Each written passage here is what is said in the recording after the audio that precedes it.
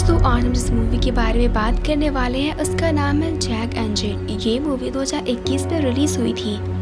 Film के starting scene में हम एक औरत को देखते हैं जो कि अपने बच्चों के साथ पहाड़ की तरफ भाग रही थी। उसके पीछे एक और आदमी था। पता चलता है कि इस औरत का नाम है केट और इन दोनों बच्चों का नाम है जैक एंड जिल। थोड़ा आगे जाने पर केट रुक जाती है। अभी उन दोनों को अकेले आगे जाना होगा क्योंकि उनके पीछे जो अभी आदमी पड़ा है, केट को उन्हें भी तो रोकना है। ये दोनों वहाँ से भाग जाते हैं और अब सीन शिफ्ट होता है और 15 साल बीत जाते हैं।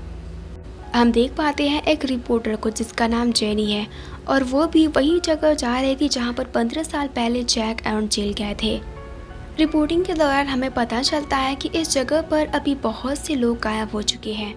जो भी लोग यहाँ पर घूमने आते थे वो सभी लोग अचानक से गायब हो जाते थे, कैसे किसी को नहीं पता। और जेडी को इसी सवाल का जवाब चाहिए कि वो सभी लोग आखिरकार जाते कहाँ हैं। ऐसे र्यूमर्स हैं कि सबको लगता है कि ये किसी जंगली जानवर का काम है, लेकिन अभी जैनी इतनी दूर तक चलकर आई है और रास्ते में उसे कुछ भी नहीं। जैनी का ना ही फ़ोन काम कर रहा था और ना ही उसका कैंपस, तो शायद अभी बाकी लोगों के साथ जो यहाँ पर गायब हुए हैं उनके साथ भी ठीक सेम चीज़ हुई होगी। यहाँ पर कोई भी भटक सकता है क्योंकि यहाँ पर सारी जगह एक जैसी जो दिखती है। जैनी चोटी की तरफ आगे बढ़ने लगती है। रास्ते में उसे दिखती है एक बाल्टी, एक डॉल और ये वही सामान था जिसके हमने जैक और जिल के साथ देखा था। जैनी जब उस जंगल के अंदर चली जाती है तभी उसके अचानक पीछे से कोई गुजर जाता है जिसे वो देख तो नहीं पाती, लेकिन वो बहुत डर गई थी। तो वो उस जंगल से निकलने की कोशिश करती है, लेकिन तभी पीछे से उसे कोई स्टैब कर देता है। वो तुरंत ही ज़मीन पर गिर जाती है और अपने सामने वो दो लोगों को देख पाती है जो कि बिल्कुल किसी जंगली जानवर की तरह लग रहे थे। उनके कपड़े फटे हुए थे, बाल, पूरे बॉडी पर मिट्टी लगी हुई थी। हम इन्हें इंसान नहीं कह सकते क्योंकि उनका बर्ताव किसी जानवर की तरह है। इन्हीं ने जैनी पर स्टैब किया है और अभी वो लड़की जैनी पर कुल्हाड़ी से वार करके उसे मार देती है। जिसके बाद में अगले सीन में हम देखते हैं ईडन की। वो बहुत सैड दिख रही थी क्योंकि रिसेंटली उसके हस्बैंड की मौत जो हुई है, ये अभी भी उस ट्रॉमा से बाहर नहीं आ पाई है। इसने बहुत कोशिश की है खुद को मारने की, कभी अपने हाथ की कलाई काट कर, कभी स्लीपिंग पिल्स की ओवरडोज से, लेकिन हर बार वो बच जाती थी और इस वजह से ईडन और भी ज़्यादा फ्रस्ट्रेटेड हो गई थी। तो ऐसे में उसके दोस्तों ने डिसाइड किया कि वो सभी लोग सिल्वर्टन वैली घूमने के लिए जाएंगे और ये वही जगह है। इस ग्रुप में है लूलू, डैनी और ब्रेक। ये सभी लोग अगले दिन उस ट्रिप के लिए निकल जाते हैं। टैम और डैनी को हैकिंग के बारे में पहले से ही पता है और ग्रेग को इस इलाके के बारे में पहले से ही सब कुछ पता है। वो लोग होटल में रुके हुए थे और रात में जब वो लोग ट्रिप के बारे में बात कर रहे थे तभी वो लोग बात करते हैं the legend of Jack and Jill. उसकी स्टोरी से हमें पता चलता कि उस दिन केट किसी असाइलम से भाग रही थी अपने दोनों बच्चों के साथ। वो बहुत टाइम से उस असाइलम में कैद थी। उसे मेंटल और फिजिकल टॉर्चर के साथ साथ सेक्सुअल अब्यूज़ भी सहना पड़ रहा था। उसके पेरेंट्स ने भी इस चीज़ में उसके साथ नहीं थी क्योंकि वो लोग भी बहुत बुरे थे और उसके पेरेंट्स ने ही उसे उस असाइलम में एडमिट कर दिया और वहाँ पर काम करने वाले लोग ने ही उस पर हमला कर दिया, जिसके बाद केट प्रेग्नेंट हो गई और उसी असाइलम में ही केट ने उन दोनों बच्चों को जन्म दिया। लेकिन अभी जब उनके बड़े होने के बाद उन दोनों बच्चों पर भी हमला होना शुरू हो गया तो केट अभी और नहीं सह सकती थी। वो उन दोनों को लेकर वहाँ से भाग जाती है। उन्हें बचाने के चक्कर में केट खुद भी मारी गई थी। उसने जो आदमी उनका पीछा कर रहा था वो उनका बायोलॉजिकल फादर था। ऐसे र्यूमर्स है कि जैक और जिल अभी भी जिंदा है। वो लोग अभी भी यहीं पर रहते हैं और इंसानों का शिकार करते हैं। ग्रेग ने अभी जो ये कहानी सुनाई है वो उसने लोकल लोगों से सुनी है, लेकिन उसे खुद भी इस कहानी पर भरोसा नहीं है। उसे नहीं पता कि वो दोनों सच में जैक और जिल है भी या नहीं।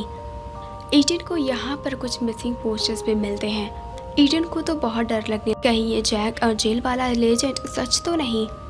उस दिन जब टैम और लूलू बाहर बैठे हुए थे तो वहाँ पर उसे दो लड़की मिलती है जो कि अपनी बहन को ढूंढ रही थी और उनकी बहन कोई और नहीं बल्कि जैनी थी। ये वही रिपोर्टर थी जो उन रूमर्स को साबित करने के लिए उस जंगल में गई थी।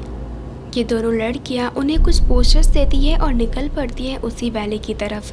वो लोग भी ठीक उसी रास्ते से जाने लगते हैं जहाँ से उनकी बहन गई थी। कुछ दूर जाने के बाद उन्हें जिल दिखी। उनके सर पे खून लगा था। वो जेनी का खून था, लेकिन इन्हें लगा कि वो घायल है और वो एक नॉर्मल लड़की की तरह है। तो उनमें से एक लड़की उससे बात करने की कोशिश करती है ताकि वो उसकी मदद कर सके, लेकिन उसी वक्त वो दूसरी लड़की जो उसके साथ थी वो गायब हो जाती है। और तभी इस लड़की को उसके पीछे जैक दिखता है। वो इतना ज़्यादा खतरनाक दिख रहा था कि जिससे इस लड़की की हालत बहुत ख़राब हो जाती है। डर की मारी वो जंगल की और अंदर भागने लगती है। अंदर उसे एक छोटा सा जहाँ पर उसे मिलता है जेनी का लॉकेट। वो उसे लेने के लिए अंदर जाती है। वहाँ पर उसे मिलती है जिल। जिल एक खोपड़ी के सामने बैठी हुई थी, एक इंसानी खोपड़ी। ये लड़की उससे बात करने के लिए जाती है, लेकिन जिल इस बार उसे मारकर बेहोश कर देती है। बेहोशी की हालत में उसे अपनी दूसरी बहन की लाश दिखती है जिसे जैक खींच कर ले जा रहा था। ये लड़की उसे इस हालत में देखकर चिल्लाने लगती है और पीछे से जिल इसका सर कुचल देती है। और इधर नेक्स्ट मॉर्निंग उनका ग्रुप भी निकल पड़ता है उसी वैली की तरफ।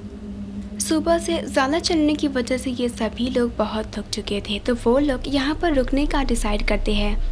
एडन, लूलू और ग्रेग यहाँ पर रुकने का डिसाइड करते हैं, लेकिन टैम और ग्रैनी को यहाँ पर रुकना नहीं था क्योंकि वो लोग ये सब कुछ पहले से भी कर चुके थे।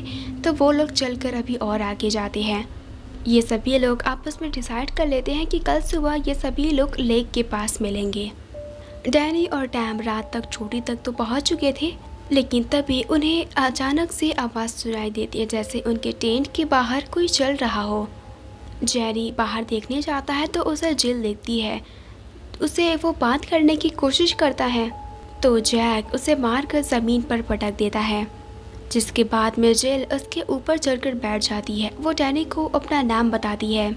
वो उसे अपनी तरफ देखने के लिए कहती है, लेकिन डैनी इतना ज़्यादा डर गया था कि वो चिल्लाने लगता है और जिल भी बहुत गुस्सा हो जाती है तो वो उसे उसी वक्त मार देती है। अभी बारी थी डैम की। जैक उसे भी बेहोश करके अपने साथ अपने घर पर यानी कि उस झोपड़ी पर ले जाता है। और जब उसे होश आता है तो वो देखती है जैक किसी कुल्हाड़ी से एक इंसानी शरीर को काट रहा है। उसे ये तो नहीं पता था कि ये किसकी बॉडी है, लेकिन डर के मारे वो बहुत कांपने लगी थी। वो खुद के साथ ये नहीं होने दे सकती, तो वो यहाँ से भागने लगती है, लेकिन जैक और जिल के हाथों से बचना नामुमकिन था। डैम भी ऐसी जगह जाकर छिपी है जहाँ पर जिल उसे आसानी से ढूंढ लेती है। तो वो उसे एक रस्सी उसके गले में फंसाकर उसे लटका देती है और फिर एक कुल्हाड़ी से उसे मार देती है। जिसके बाद में ये दोनों भाई बहन एक डायरी पढ़ने लगते हैं। इसमें इनके लाइफस्टाइल के बारे में लिखा था, इनकी मॉम के बारे में लिखा था, इन्होंने अब तक कितना टॉर्चर झेला है, ये सब कुछ उसमें लिखा गया था। और इन दोनों को ये भी लगता है कि ये वैली ही इनका घर है और इसके अलावा बाहर के जो लोग हैं वो सभी एविल है और इन्हें उन सब को मारना है जो भी उनके घर पर हमला करना चाहेगा। उधर डैम के चिल्लाने की आवाज़ से ईडन की नींद खुल गई थी। वो बाहर जाकर चेक करती है लेकिन किसी को देख नहीं पाती। अभी सुबह हो गई थी तो वो तीनों लोग लेक की तरफ निकल। उन्हें लग रहा था कि वो दोनों उनसे पहले पहुंच जाएंगे, लेकिन बहुत वेट करने के बाद वो दोनों वहाँ पर नहीं आए। तो इन लोगों को टेंशन होने लगी, तो वो लोग उसे ढूंढने के लिए निकल पड़े। कुछ दूर जाने के बाद उन्हें उनका टेंट भी दिखता है, लेकिन उन्हें वो दोनों कहीं पर नहीं मिलते। उधर हम जैक और जिल को देखते हैं जो कि अपनी माँ की खोपड़ी का पूजा कर रहे थे। उनकी हालत अब इतनी भी सही नहीं थी, लेकिन फिर भी वो अपनी तरफ से जस्टिस ढूंढ रहे थे। उन्हें लगता है कि ये सारे इंसान उनके पिता की तरह गंदे बुरे हैं। इधर ये तीन लोग उसे ढूंढते हुए जंगल के अंदर घुस जाते हैं और उन्हें सुनाई देती है जैक और जिल की गुर्राने की आवाज़। डर के मारे सभी लोग इधर उधर भागने लगते हैं। एक पॉइंट पर लूलू अकेली पड़ जाती है तो जैक उस पर हमला कर देता है। वो उसका मुंह बंद करके उसे घसीटते हुए ले जाने लगता है अपने झोपड़ी की तरफ, लेकिन लुल्लू किसी तरह खुद को बचाकर वहाँ से भागने लगती है। तब तक ग्रेटन और एटन को भी ये एहसास हो चुका था कि यहाँ पर कुछ बहुत बुरा है। उन्हें ज़मीन पर निशान भी देख तो वो दोनों उसे ढूंढने लगते हैं। फाइनली जब वो तीनों मिल जाते हैं तब लुल्लू उन्हें बताती है जैक के बारे में। और वो तीनों मिलकर होटल की तरफ जाने लगते हैं। होटल तक पहुंचते पहुंचते शाम हो गई थी। ग्रेग अंदर चला जाता है मदद लाने के लिए और ईडन लुलू के लिए वेट करने लगती है। लेकिन जैसे ही ग्रेग अकेला होता है, जैक उस पर हमला कर देता है एक एरो से। उसके पेट से खून निकलने लगा था, जिसके बाद जैक उसे घसीटते हुए एक रूम में ले जाता है और एक टेबल पर लिटा देता है और उसके हाथ पैर बांध देता है। और इधर तब तक लुलू भी पहुंच चुकी थी। ईडन जब उसे लेकर अंदर जाती है तो ज़मीन पर खून देखकर उसे शक हो जाता है। वो लोग उसे फॉलो करते हुए उसी रूम में जा पहुंचते हैं जहां पर उसे टेबल पर लिटाया गया था। वहां पर जैक थी जो उसे मारने की तैयारी कर रही थी और अभी उन दोनों को देखकर वो उसे छोड़कर ईडन के ऊपर झपट पड़ती है, उसे छू करके बेहोश कर देती है और जैक हमला कर देता है लुलू के ऊपर। जैक उसे जान से मार देता है। कुछ देर बाद जब ईडन को होश आता है तो वो खुद को उसी झोपड़े में ग्रेड भी वहीं पर पड़ा हुआ था बेहोशी हालत में। वहाँ पर एक बुक मिलती है जिसे ईडन पढ़ने लगती है और तभी वहाँ पर जैक आ जाता है जो उस पर हमला कर देता है। उसकी आवाज़ से ग्रेड उठ चुका था और इस बार वो पूरी हिम्मत से उस पर अटैक करता है। वो जैक को मारकर बेहोश कर देता है। ईडन को उस डायरी से जैक और जिल के पास्ट के बारे में पता चल गया था, तो जब जिल उस पर अटैक करने के लिए आती है तो ईडन उसे इमोशनली ब्लैकमेल करने की कोशिश करती है उसकी मॉम को लेकर, केट को लेकर। ईडन अभी खुद भी अपने हस्बैंड को बहुत मिस कर, तो वो ये चीज़ अच्छे से समझती है। वो जिल से कहती है कि उसकी मॉम नहीं चाहती है कि जैक और जिल ऐसे रहे, वो इस तरह से लोगों को मारे। शायद उसकी बातें जिल को भी समझ में आ रही थी, तो इसीलिए वो अपना नाइफ हटा लेती है। ये देखते हुए ईडन उसे बेहोश जैक की तरफ इशारा करती है और खुद भागने लगती है जंगल की तरफ। ग्रेग भी उसके पीछे जाता है। अंधेरे में कुछ दिखाई नहीं दे रहा था। इधर जिल अपने भाई की ऐसी हालत देखकर गुस्से में पागल हो चुकी थी। इस बार वो उसका पीछा करती है और एक पॉइंट पर वो ग्रेग को पीछे से स्टैप कर देती है। ईडन के सामने उसकी मौत हो जाती है।